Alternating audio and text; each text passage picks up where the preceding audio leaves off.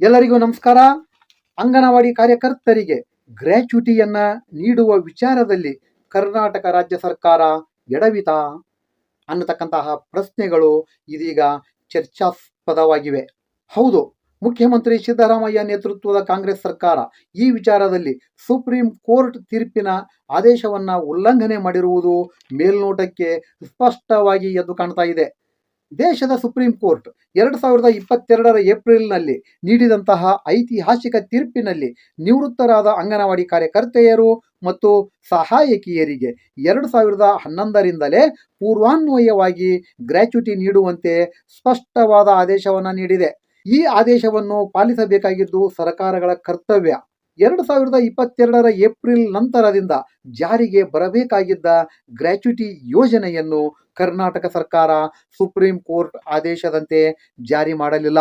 2022ರ April ನಂತರದಿಂದ ಜಾರಿಗೆ ಬರಬೇಕಾಗಿದ್ದ gratuity ಯೋಜನೆಯನ್ನು ಕರ್ನಾಟಕ ಸರ್ಕಾರ ಸುಪ್ರೀಂ ಕೋರ್ಟ್ ಆದೇಶದಂತೆ ಜಾರಿ ಮಾಡಲಿಲ್ಲ ಎಂಬುದೇ ಅತ್ಯಂತ ವಿಚಿತ್ರದ ಸಂಗತಿ. ನಿವೃತ್ತರಾದ ಅಂಗನವಾಡಿ ಕಾರ್ಯಕರ್ತರಿಗೆ ಗ್ರ್ಯಾಚ್ಯುಟಿ ಹಣವನ್ನು ನೀಡದೆ ಅವರನ್ನೆಲ್ಲ ಸಾಮಾಜಿಕ ಭದ್ರತೆಯ ಯೋಜನೆಯಿಂದ ಸರ್ಕಾರವೇ ವಂಚಿಸಿರುವುದು ಇಲ್ಲಿ ಸ್ಪಷ್ಟವಾಗಿದೆ. ಸರ್ಕಾರಗಳು ಕಡ್ಡಾಯವಾಗಿ ಪಾಲನೆ ಮಾಡಲೇಬೇಕಾದಂತಹ ಮಹಿಳೆಯರಿಗಾಗಿನ ಸಾಮಾಜಿಕ ಭದ್ರತಾ ಯೋಜನೆಯನ್ನು ಕರ್ನಾಟಕದಲ್ಲಿ ಜಾರಿಗೆ ತರುವಂತೆ ಆಗ್ರಹಿಸಿ ಅಂಗನವಾಡಿ ಸಂಘಟನೆಗಳು ಬೀದಿಗಿಳಿದು ಹೋರಾಟವನ್ನು ನಡೆಸಬೇಕಾದಂತಹ ಅನಿವಾರ್ಯತೆ ಸೃಷ್ಟಿ ಆದದ್ದೇ ಅತಿ ದೊಡ್ಡ ದುರಂತ. ಗುಜರಾತ್ನ ಮಣಿಬೆನ್ ಹಾಗೂ ಇತರೆ 3 ಅಂಗನವಾಡಿ ಸಹಾಯಕಿಯರ ಕಾನೂನಾತ್ಮಕ ಹೋರಾಟದಿಂದ ದೇಶದ ಅಂಗನವಾಡಿ ಕಾರ್ಯಕರ್ತರ ಸಮೂಹಕ್ಕೆ ಸಿಕ್ಕ ಸಾಮಾಜಿಕ ಭದ್ರತಾ ಯೋಜನೆಯನ್ನು ಫಲಾನುಭವಿಗಳಿಗೆ ಮುಟ್ಟಿಸಲು ಸರ್ಕಾರಗಳು ಎಡವಿದ್ದಂತೂ ಸ್ಪಷ್ಟ. ಸುಪ್ರೀಂ ಕೋರ್ಟ್ ಆದೇಶವನ್ನ ಪಾಲನೆ ಮಾಡಲೇಬೇಕಾದ ಸರ್ಕಾರಗಳು ಅಂಗನವಾಡಿ ಕಾರ್ಯಕರ್ತೆಯರು ಮತ್ತು ಸಹಾಯಕಿಯರನ್ನು ಬೀದಿಗೆ ಇಳಿದು ಹೋರಾಟವನ್ನ ಮಾಡುವಂತೆ ಮಾಡಿದ್ದು ಯಾರು? ಇದರಲ್ಲಿ ಅಂಗನವಾಡಿ ಸಂಘಟನೆಗಳ ಪಾತ್ರವೇನು ಎಂಬುದು ಸಹ ಇಲ್ಲಿ ಮುಖ್ಯವಾಗುತ್ತದೆ. ಬೇರೆ ರಾಜ್ಯದ ಅಂಗನವಾಡಿ ಕಾರ್ಯಕರ್ತರು ವರ್ಷಾನುಗಟ್ಟಲೆ ಕಾನೂನು ಹೋರಾಟವನ್ನ ನಡೆಸಿದ್ದರ ಫಲಶ್ರುತಿಯೇ ಅಂಗನವಾಡಿ ಕಾರ್ಯಕರ್ತರ ಸಮೂಹಕ್ಕೆ ಗ್ರ್ಯಾಚ್ಯುಟಿ ಸಿಗುವಂತೆ ಮಾಡಿದ್ದು ಎಂಬುದು ಇಲ್ಲಿ ಗಮನಾರ್ಹ ಅಂಶ. ಆದರೆ ಕರ್ನಾಟಕದಲ್ಲಿನ ಅಂಗನವಾಡಿ ಸಂಘಟನೆಗಳು ಗ್ರ್ಯಾಚ್ಯುಟಿ ಯೋಜನೆಯ ಜಾರಿಯ ಕೀರ್ತಿ ತಮ್ಮದೇ ಎಂದು ಕಿತ್ತಾಡ್ತಾ ಇವೆ. ತಮ್ಮ ಸಂಘಟನೆ ಹೋರಾಟ ನಡೆಸಿದ ಫಲವಾಗಿಯೇ ಕರ್ನಾಟಕದ ಅಂಗನವಾಡಿ ಕಾರ್ಯಕರ್ತರಿಗೆ ಗ್ರ್ಯಾಚ್ಯುಟಿಯ ಫಲ ಸಿಕ್ಕಿದೆ ಎಂದು ತಾವೇ ಪ್ರಚಾರ ಮಾಡಿಕೊಳ್ತಾ ಇದ್ದಾರೆ. ಹೀಗೆ ಪ್ರಚಾರ ಮಾಡಿಕೊಳ್ಳುವ ಸಂಘಟನೆಗಳು ಗ್ರ್ಯಾಚ್ಯುಟಿ ಯೋಜನೆ ಜಾರಿ ವಿಚಾರದಲ್ಲಿ ಸುಪ್ರೀಂ ಕೋರ್ಟ್ ಆದೇಶದ ಪಾಲನೆ ಆಗಿದೆಯೇ? ರಾಜ್ಯದಲ್ಲಿ ದಶಕಗಳ ಕಾಲ ದುಡಿದು ನಿವೃತ್ತರಾಗಿ ಈಗ ಜೀವನದ ಇಳಿ ವಯಸ್ಸಿನಲ್ಲಿ ಇರತಕ್ಕಂತಹ ಕಾರ್ಯಕರ್ತರಿಗೆ ಇದರ ಫಲ ಸಿಕ್ಕಿದೆಯೇ ಎಂಬುದರ ಆತ್ಮಾವಲೋಕನವನ್ನ ಮಾಡಿಕೊಳ್ಬೇಕಾಗಿದೆ. ಬೆಂಗಳೂರಿನ ಫ್ರೀಡಂ ಪಾರ್ಕ್, ಬೆಳಗಾವಿ ಮತ್ತು ಜಿಲ್ಲಾ ಕೇಂದ್ರಗಳಲ್ಲಿ ಗ್ರ್ಯಾಚ್ಯುಟಿ ಯೋಜನೆ ಜಾರಿಗೆ ಅಂಗನವಾಡಿ ಸಂಘಟನೆಗಳು ನಿರಂತರವಾಗಿ ಬೀದಿ ಹೋರಾಟವನ್ನು ನಡೆಸಿ ಕಾರ್ಯಕರ್ತೆಯರನ್ನು ಹೈರಾಣುಗೊಳಿಸಿದವು. ಆದರೆ ಈ ಸಂಘಟನೆಗಳು ಗ್ರ್ಯಾಚ್ಯುಟಿ ಯೋಜನೆ ಜಾರಿ ವಿಚಾರದಲ್ಲಿ ಕರ್ನಾಟಕ ಸರ್ಕಾರ ನ್ಯಾಯಾಂಗ ನಿಂದನೆಯನ್ನ ಮಾಡುತ್ತಿದೆ ಎನ್ನುವ ಮಾತನ್ನು ಎಲ್ಲೂ ಹೇಳಲಿಲ್ಲ. ಕೋರ್ಟಿನಲ್ಲಿ ನ್ಯಾಯಾಂಗ ನಿಂದನೆ ಅರ್ಜಿಯನ್ನು ಸಲ್ಲಿಸಿ ಕಾನೂನು ಹೋರಾಟಕ್ಕೆ ಇಳಿಯುವ ಮನಸ್ಸನ್ನೂ ಮಾಡಲಿಲ್ಲ. ಒಂದೊಮ್ಮೆ ನ್ಯಾಯಾಂಗ ನಿಂದನೆ ಅರ್ಜಿ ಸಲ್ಲಿಕೆಯಾಗಿದ್ದರೆ ಅಂಗನವಾಡಿ ಕಾರ್ಯಕರ್ತೆಯರಿಗೆ ಎಂದೋ ನ್ಯಾಯ ಸಿಗುವ ಸಾಧ್ಯತೆಗಳು ನಿಚ್ಚಳವಾಗಿದ್ದವು. ಆದರೆ ಈ ಕಾರ್ಯ ಆಗಲೇ ಇಲ್ಲ. ಸರ್ಕಾರ ಮತ್ತು ಸಂಘಟನೆಗಳ ಸಂಘರ್ಷದಲ್ಲಿ ಹೈರಾಣಾಗಿದ್ದು ಅಮಾಯಕ ಅಂಗನವಾಡಿ ಕಾರ್ಯಕರ್ತರ ಸಮೂಹ. ಕರ್ನಾಟಕ ಸರ್ಕಾರ ಇದೀಗ ಸುಪ್ರೀಂ ಕೋರ್ಟ್ ಆದೇಶವನ್ನು ಉಲ್ಲಂಘಿಸಿ ಜಾರಿಗೆ ತಂದಿರತಕ್ಕಂತಹ ಗ್ರ್ಯಾಚ್ಯುಟಿ ಯೋಜನೆ ತನ್ನದೇ ಸಾಧನೆ ಎಂದು ಬಿಂಬಿಸಿಕೊಳ್ಳುತ್ತಿರುವ ಸಂಘಟನೆಗಳ ಧೋರಣೆಗೆ ಏನು ಹೇಳಬೇಕೋ ಅರ್ಥವಾಗ್ತಾ ಇಲ್ಲ.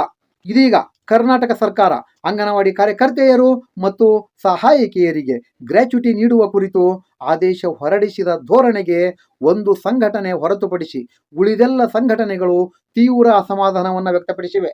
2023ರ ಏಪ್ರಿಲ್ ಒಂದರ ನಂತರ ನಿವೃತ್ತರಾದಂಥ ಅಂಗನವಾಡಿ ಕಾರ್ಯಕರ್ತೆಯರು ಮತ್ತು ಸಹಾಯಕಿಯರಿಗೆ ಮಾತ್ರ ಅನ್ವಯವಾಗುವಂತೆ ಗ್ರ್ಯಾಚ್ಯುಟಿ ನೀಡುವ ಆದೇಶ ಪ್ರಕಟವಾಗಿದೆ.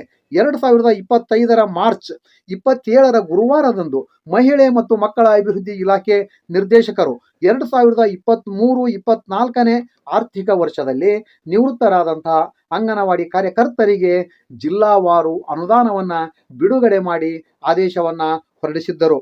ಸುಪ್ರೀಂ ಕೋರ್ಟ್ ಆದೇಶದ ಪ್ರಕಾರ 2011ರಿಂದ ನಿವೃತ್ತರಾದ ಅಂಗನವಾಡಿ ಕಾರ್ಯಕರ್ತೆಯರು ಮತ್ತು ಸಹಾಯಕಿಯರಿಗೆ ಗ್ರ್ಯಾಚ್ಯುಟಿಯನ್ನ ಕೊಡಲೇಬೇಕು. ಆದರೆ ಇದು ಪಾಲನೆ ಆಗಿಲ್ಲ. ಕರ್ನಾಟಕದಲ್ಲಿ ನಿವೃತ್ತ ಅಂಗನವಾಡಿ ಕಾರ್ಯಕರ್ತರಿಗೆ ಗ್ರ್ಯಾಚ್ಯುಟಿ ಯೋಜನೆ ಜಾರಿಗೆ ಆಗ್ರಹಿಸಿ ಕಳೆದ 3 ವರ್ಷಗಳಿಂದ ನಿರಂತರ ಹೋರಾಟಗಳೇ ನಡೆದವು. ಸರ್ಕಾರ 2023 ಏಪ್ರಿಲ್ 1 ನಂತರ ನಿವೃತ್ತರಾದಂತಹ ಕಾರ್ಯಕರ್ತರಿಗೆ ಗ್ರ್ಯಾಚ್ಯುಟಿ ನೀಡಿಕೆ ಆದೇಶ ಹೊರಬಿದ್ದ ದಿನದಿಂದಲೂ 2011ರಿಂದ ನಿವೃತ್ತರಾದಂಥವರಿಗೂ ಗ್ರ್ಯಾಚ್ಯುಟಿಯನ್ನು ಕೊಡಬೇಕು ಎನ್ನುವ ಒತ್ತಾಯಗಳು ನಿರಂತರವಾಗಿದ್ದವು.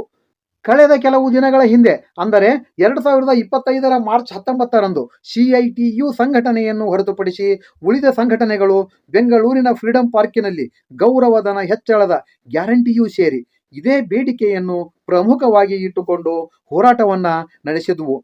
ಪ್ರತಿಭಟನಾ ಸ್ಥಳಕ್ಕೆ ಖುದ್ದು ಭೇಟಿ ನೀಡಿದಂತಹ ಸಚಿವೆ ಲಕ್ಷ್ಮೀ ಹೆಬ್ಬಾಳ್ಕರ್ ಅವರು ಮುಖ್ಯಮಂತ್ರಿಗಳ ಜೊತೆ ಚರ್ಚಿಸಿ ಅವರನ್ನು ಒಪ್ಪಿಸಿ 2011ರಿಂದ ನಿವೃತ್ತರಾದ ಅಂಗನವಾಡಿ ಕಾರ್ಯಕರ್ತೆ ಮತ್ತು ಸಹಾಯಕಿಯರಿಗೆ ಗ್ರ್ಯಾಚ್ಯುಟಿ ಹಣವನ್ನು ನೀಡಲು ಕ್ರಮ ಕೈಗೊಳ್ಳುವ ವಚನ ನೀಡಿದ್ರು. ಆದರೆ ಆದದ್ದು ಏನು? ಇಲ್ಲಿ ಸುಪ್ರೀಂ ಕೋರ್ಟ್ ತೀರ್ಪು ಉಲ್ಲಂಘನೆ ಆಗ್ತಾ ಇದೆ ಅಂತಕ್ಕಂಥ ವಿಚಾರ ಸಚಿವೆ ಲಕ್ಷ್ಮೀ ಹೆಬ್ಬಾಳ್ಕರ್ ಅವರಿಗೂ ಹೊಳೆಯಲಿಲ್ಲವೇ?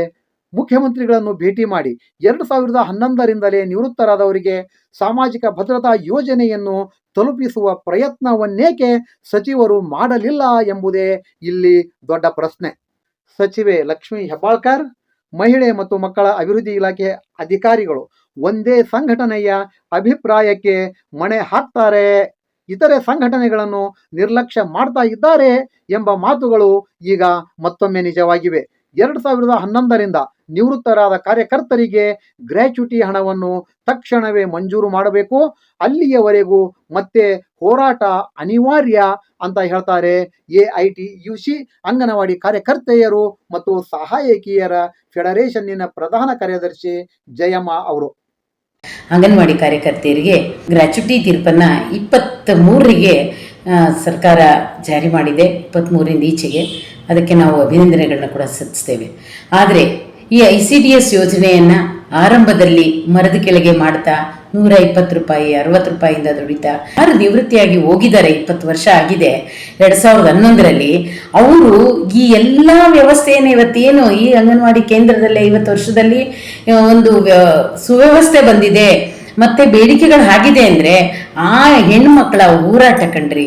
ಆ ಹೋರಾಟದ ಮಾಡಿರ್ತಕ್ಕಂಥ ಹೆಣ್ಮಕ್ಳಿಗೆ ನಾವು 2023ರಲ್ಲಿ ಹಾಲಪ್ಪಾಚಾರ್ ಅವರು ತಗೊಂಡು ಬಂದಾಗ ಕೂಡ ಹೇಳಿದ್ವಿ 11ರಿಂದ ಕೊಡಬೇಕು ನಮಗೆ, ನೀವು ಜಾರಿ ಮಾಡ್ತಾ ಇದ್ದೀರಿ ಅಂತ ಹೇಳಿದ್ರೆ ಅಲ್ಲಿಂದ ಇಲ್ಲಿವರೆಗೂ 11ನೇಯಿಂದ ಮಾಡ್ತಕ್ಕಂಥ ಕಾರ್ಯಕರ್ತೆಯರಿಗೆ ಗ್ರ್ಯಾಚ್ಯುಟಿ ಕೊಡಬೇಕು ಅನ್ನೋದನ್ನ ನಮ್ಮ ಅಧಿಕಾರಿ ವರ್ಗ ಇಲ್ಲಿವರೆಗೂ ಅದನ್ನು ಅಂಕೆ ಸಂಖ್ಯೆಗಳನ್ನು ರೆಡಿ ಮಾಡಿ ಸರ್ಕಾರಕ್ಕೆ ಮನವಿಯನ್ನು ಕೊಡುವಂಥ ಕೆಲಸವನ್ನ ಮಾಡದೆ ಇವತ್ತು 23ರಿಂದ ಕೊಟ್ಟಿದೆ. ಆದರೆ ಆ 11ರಲ್ಲಿ ಆರಂಭದಿಂದ 120 ರೂಪಾಯಿಯಿಂದ 60 ರೂಪಾಯಿಯಿಂದ ದುಡಿದೋಗಿರ್ತಕ್ಕಂಥ ಕಾರ್ಯಕರ್ತೆ ಸಹಾಯಕಿಯರು ಇವತ್ತು ಜೀವನಕ್ಕಿಲ್ಲದೆ, ನೋಡ್ಕೊಳ್ಳೋರಿಲ್ಲದೆ, ಹಣಕಾಸಿಲ್ಲದೆ ಯಾವ ಥರ ಇದ್ದಾರೆ ಅನ್ನೋದನ್ನ ಇವತ್ತು ನೋಡಿ